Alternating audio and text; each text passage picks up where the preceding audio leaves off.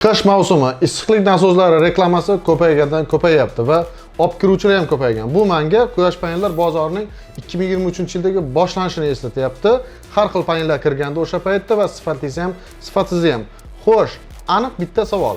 Issiqlik nasozini, sifatlisini tanlashda nimalarga e'tibor berish kerak?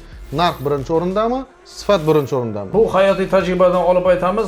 Bo'lib turgan narsa menga OLXda ko'rsatyapti. Men bu deyapti 24 kilovatli 4000 dollar, men bu deyapti sizniki 24 yoki 22 kilovatli sizniki ham 4.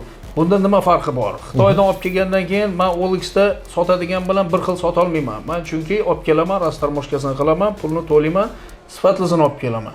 Mana hozir kirib kelgan 3 ta mashinamiz kirdi, yana 3 ta mashina kiradi teplovoy nasosdan. Ko'p partiya aytgandan keyin men faqat sifatligini aytishim kerak. Ertaga sota olmayman yomonni, arzonni olib kelib qo'ysam. Demak, biz qarashimiz kerak. Zavoddan oladigan diler bo'lsa, ertaga proshivkasi kerak bo'ladigan bo'lsa, platani almashtirish kerak bo'lsa, men tayyorman. Chunki hozirdan zapchastim keldi. Demak, servis bo'lishi shart. Servis bo'lishi shart. Xo'p, birinchisi. Uni uchun faqat dilerdan olish kerak-da. Chunki ana Alibabadan olgan odam servis bera olmaydi. 10 kun sotadi, keyin telefon raqamini o'zgartirib boshqacha raqam bilan sotadi.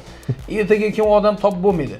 OLX bilan solishtirmaslik kerak dilerning narxini. Chunki boshqa narsa keladi. Bizda injener ertaga ikkita injener keladi. Xitoydan teplovoy nasosni qanaqa o'rnatish kerak, qanaqa teoriyasini o'rgatadi, praktikada master klass ko'rsatadi.